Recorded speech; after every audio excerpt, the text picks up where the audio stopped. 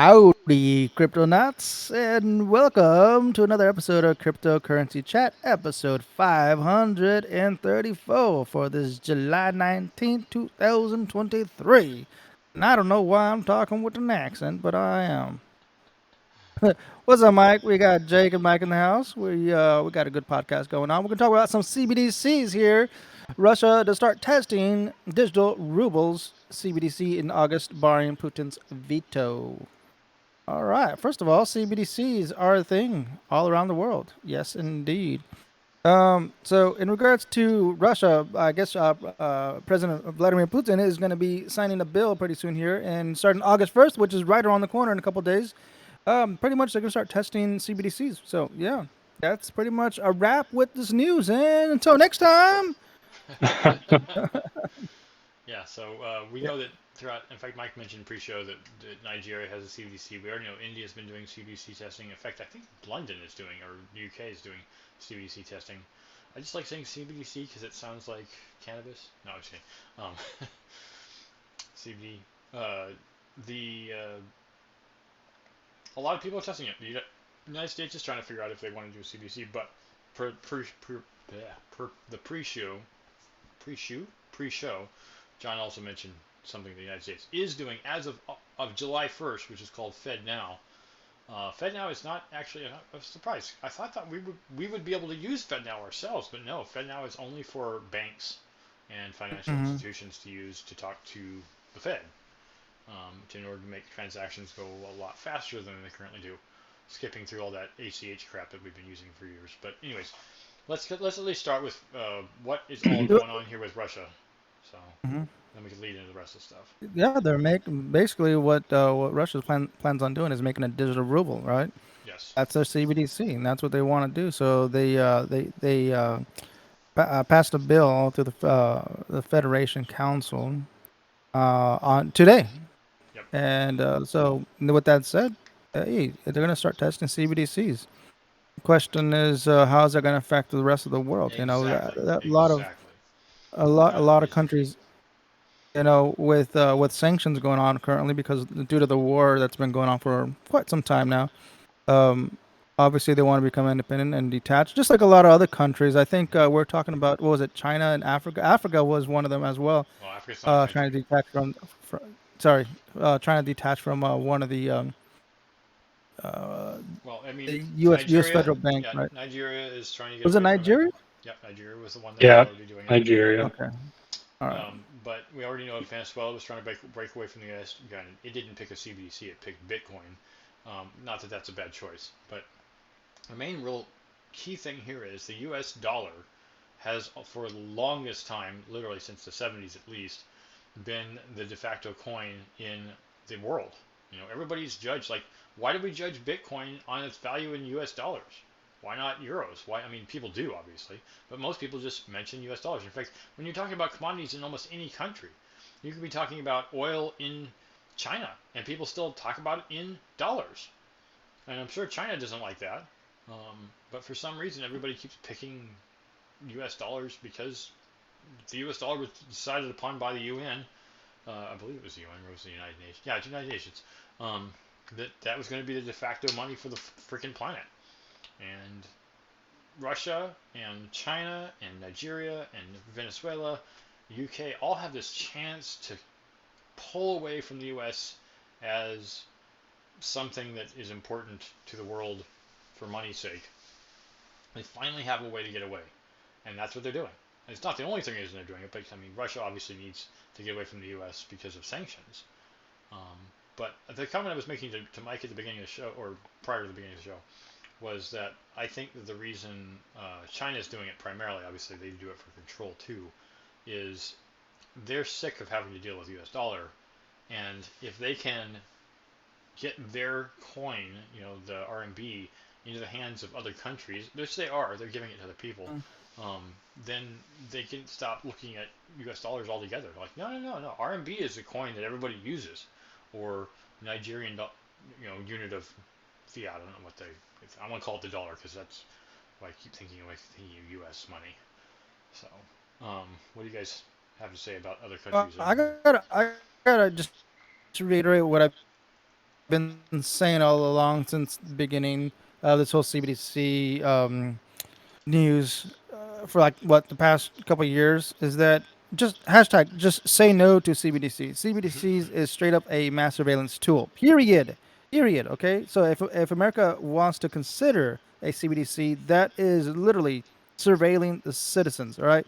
It's so bad. CBDC is like I don't think people truly understand how much privacy they're giving away with the CBDC.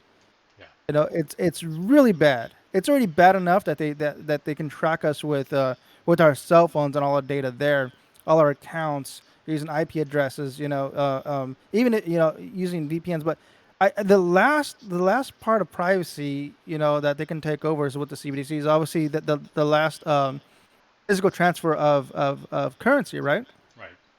Right. Dollar to hand to hand exchange. Now, if they have the CBDC in effect, they can track all that stuff, Yeah. and they can ultimately decide who gets to have Or not have. fiat in their account or Yep. freeze their accounts, Yep. depending. That's horrible. It's an Yep. absolute horrible thing that should exist.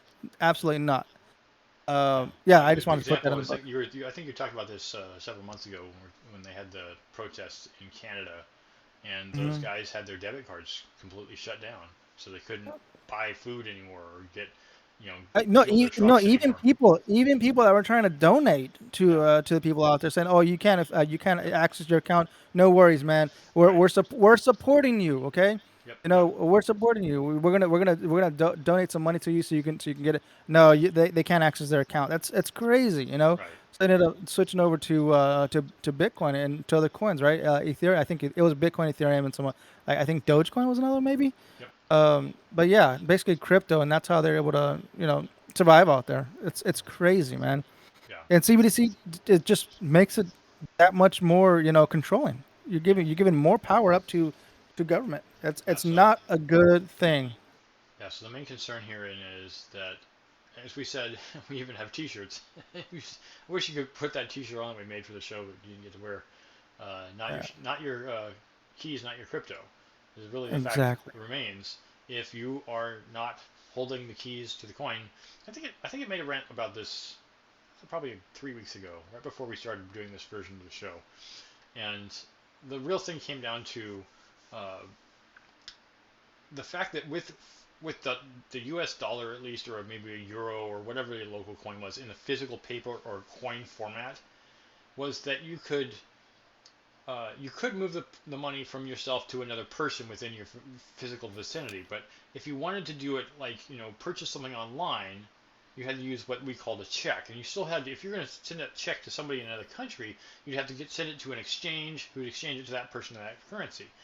Now, through places like Amazon and Alibaba, you can just pay them and then they pay the local vendor, but you do that through a digital format. The problem still therein is, as was demonstrated with the protests in Canada, when they cut them off from their funds, is that digital currency still isn't really in your hands. It's your money, but it can be controlled by a central entity like a bank. Even if it's a private bank, it's still something it can be controlled that way. And so what crypto does is it gives you back the original version of the digital of the physical, folding paper coin format, even though in this case it's digital. And then you Hmm. can directly pay whomever you wish, however you wish, whatever coin you want to use, whatever coin they accept, anywhere in the world. There's no longer a third party that you have to talk to, and of course they're going to take their cut just by sending it to another country. And depending upon who you're sending it to, it can be a very big cut.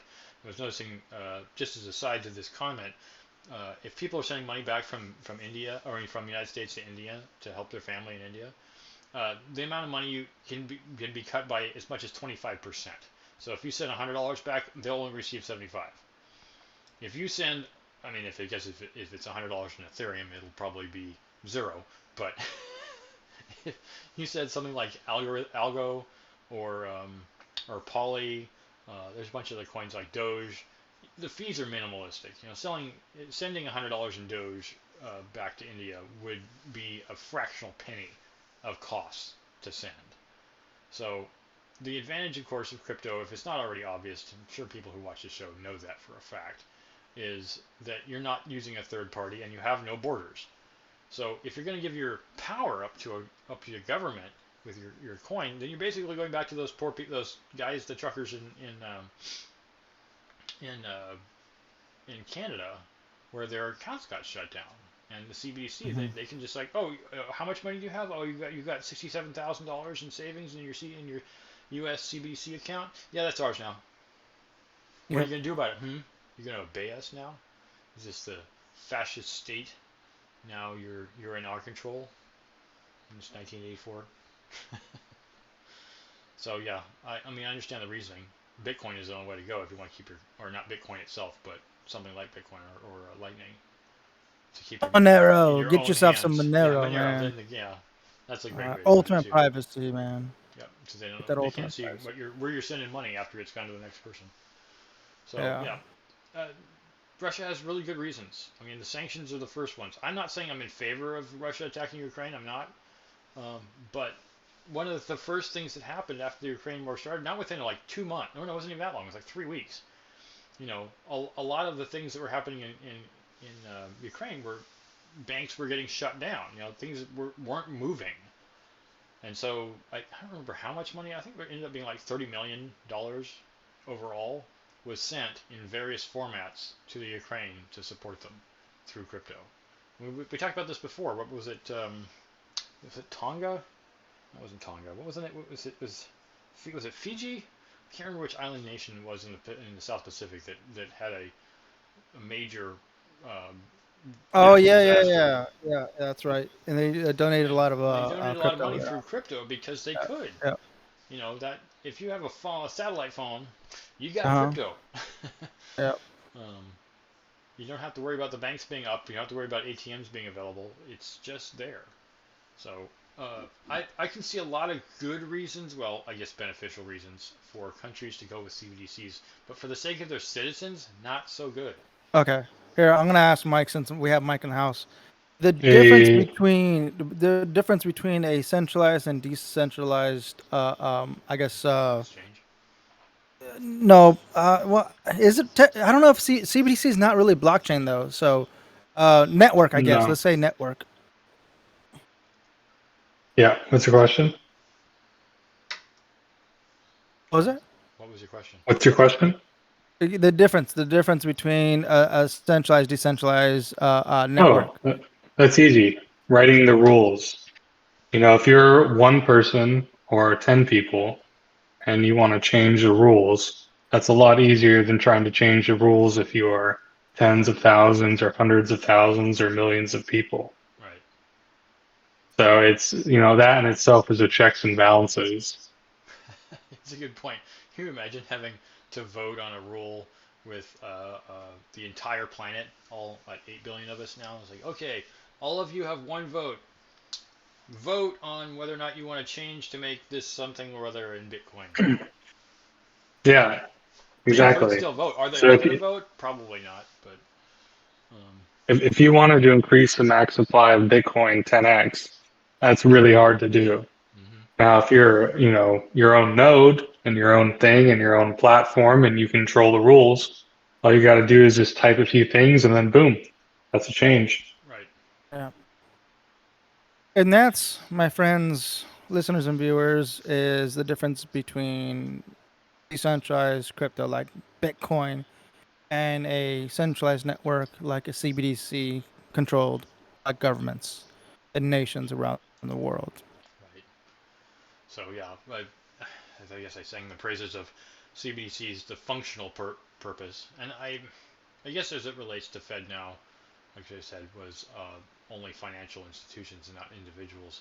The advantage of FedNow is that it moves us away from automated clearinghouses, which is the current tech way a lot of money is transferred in the United States, but we also move us to some degree away from the Patriot Act.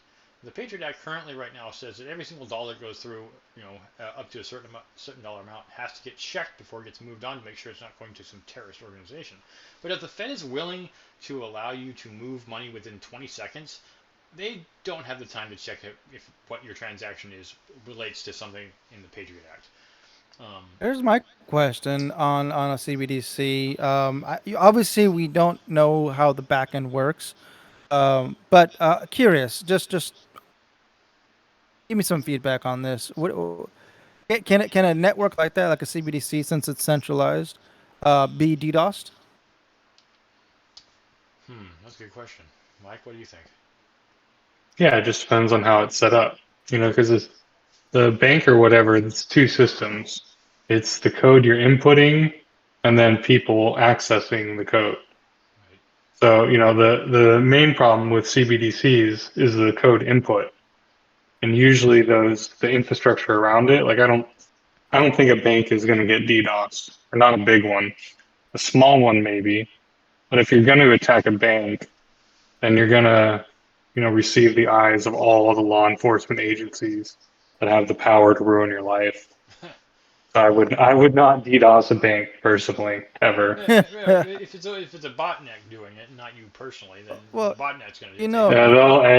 they'll find you, they'll find who there made the botnet. there are groups out there that this is a bold statement, but I'm gonna say are virtually untouchable, and I'm gonna The Lazarus Group. say which. Yeah, you're there. You go. Bing, bing, bing. Yes. The Lazarus Group is one of those hacking groups from North Korea that has been successful many folds over at Yeah. hacking and taking nations money Yep. and civilians coins. They've taken down chains.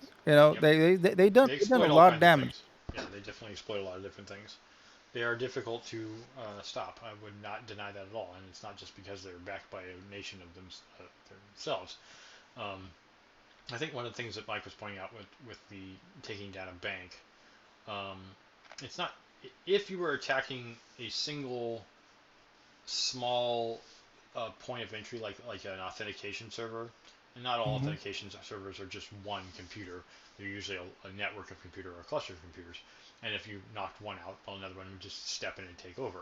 And then in a lot of cases, banks aren't even doing their own authentication. It's some third-party company that's doing all of the authentication for them. I don't even know a single bank that really hosts all their data in their own data centers, but rather usually farms that out to someone else.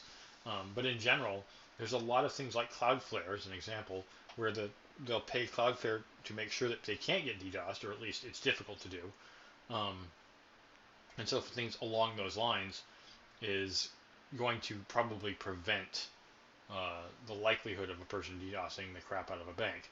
But when it comes to the U.S. government, has the U.S. government ever been DDoSed? I don't know. I know Sony has. I was actually working for a company when Sony did get DDoSed and then hacked. um, so it's not impossible, but at the same time, it's like there's all kinds of government servers out there right now that may or may not be get or may or not God, I can't even talk being attacked by federal other federal groups like Lazarus Group, and it's a question of easy target, right? Thieves tend I to mean, it's attack what's easy to attack. Federal government not easy to attack. So well, well, okay, maybe I don't know about now, but so I listened to some other podcast, right? mm-hmm, What is it? I think it's called Darknet Diaries. I think, yeah, I'm mm-hmm, pretty sure it's You Darknet love Diaries. that one. What was that? I love that podcast. Okay, so I did say it right. Okay, cool. So there was one of the guys that was being interviewed there, and he was one of those individuals, a single individual that did attack a federal, well, pretty much defacing websites, right? right. I don't know, I don't recall if he actually hacked into the network itself. Maybe he did, Mm-hmm. but yeah, just that's technically, defacing the website is already bad enough as it is. People won't be able to access the website. So, for example, if we all need to rely on our CBDCs and we need to actually tap into the network to check our accounts or whatever. Well, I mean, they don't necessarily have to access the main servers, but just DOSing out the front end, right? Defacing the website and just preventing us from accessing that would cost millions of dollars, I'm sure, and damages just that alone. yeah, there's like I said, there's ways of stopping that. Like I said, Cloudflare is one of the methods. I'm sure there's plenty of others. I don't know of their names, but they stop the action so that the constant requesting, which is what DDoSing is, right? Distributed denial of service, Hmm. um, is stopping it before it really gets anywhere. So it's like your guys are all attacking this one website or this one IP address or maybe a series of IP addresses, and then what they just do is they just start blocking. Obviously you can't block millions of attackers simultaneously, but is that or they just shut it down and move to a backup. I know that was what was happening when I worked for a different data center company. It was, DDoSes, small DDoSes happen as the ones where like maybe, 10,000 or 100,000 simultaneous users just to try to hit a small block, somebody that didn't have a lot of support. And if they had something like Cloudflare set up on the front, that would just stop all the access to that, and then they drop to the backup, or fail over to the backup, and then it would come back up again. Now, obviously, if you're still trying to go to the same domain website, it'd be good to have a backup to that.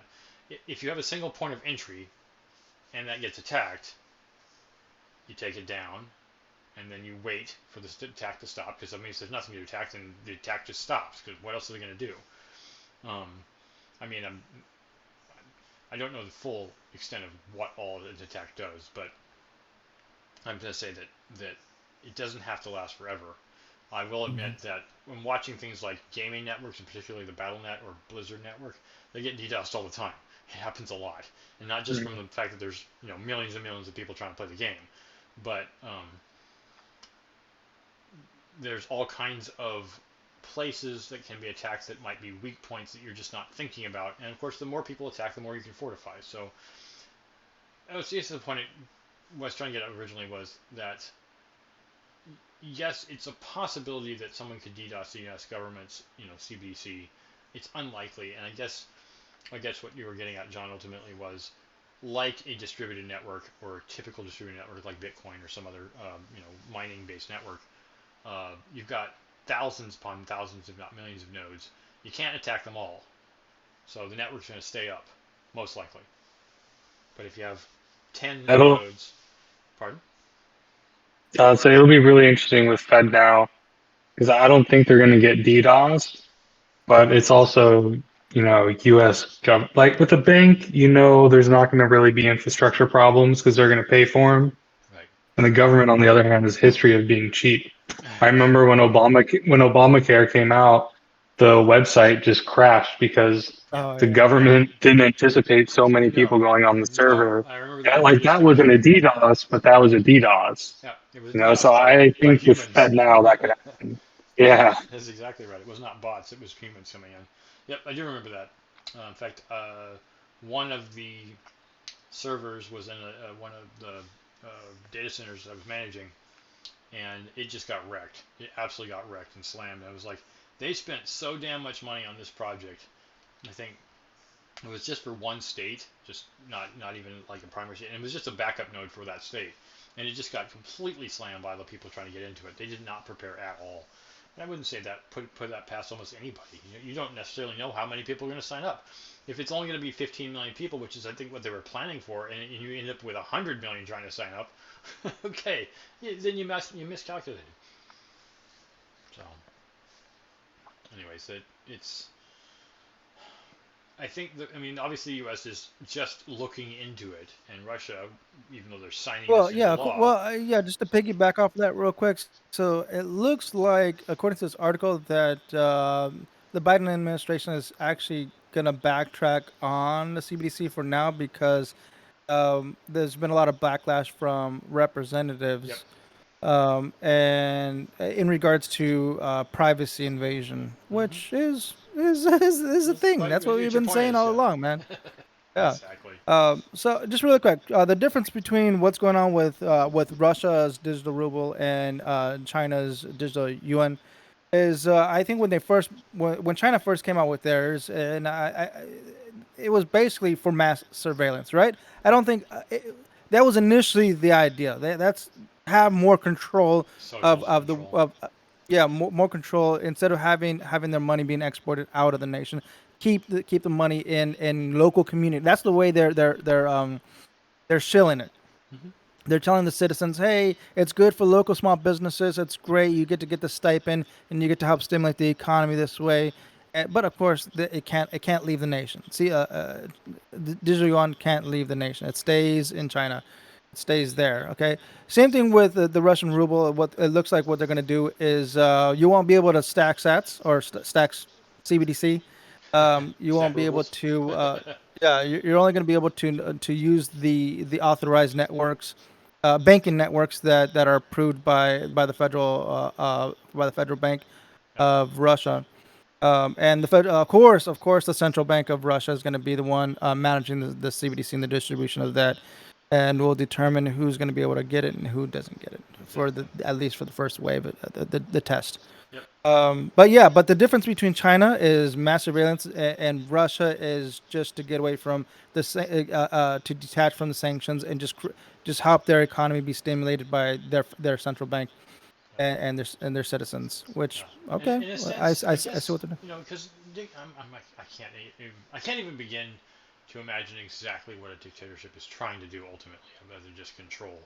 But I mean, if they're trying to centralize control, that is a really good way of doing it. Wasn't it Nigeria that was a couple months ago that were protesting that Yep. Yep. anti CBDC? Yep. That's correct. Yeah, they were not into it, even though the government says, "Hey, we're going to do this." And they're not, Yeah. nope. And then India was also looking into it. I don't know if they've started doing it yet, but they did definitely talk about it. And we already know that the UK has been talking about it too. So a lot of countries, I mean, they could just save a lot of hassle and just get something like a Chiva wallet and start using Bitcoin Oh, as a regular currency, right? it's also worth noting that the CBDC product out of Nigeria is an Overstock owned company. Yep. Hmm. Ah, right.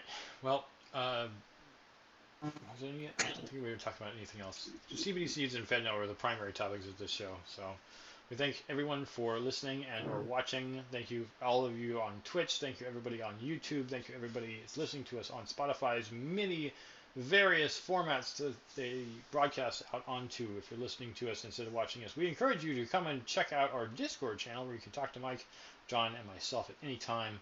Although John's probably on there more often than the rest of us. You can also check him out on his Twitter, Blockchain John, and you can see a lot of our content, like I said, through our Discord. We're going to start doing our interviews hopefully soon, but we just want to let everybody know where you can find us. Check us out. It's Cointree/C3Media. That's cointr.ee/C3Media. That's where all of our links are. And as we say at the end of every single show, stack sets Well, and hodl. And hodl. I Uh, Adios. yes.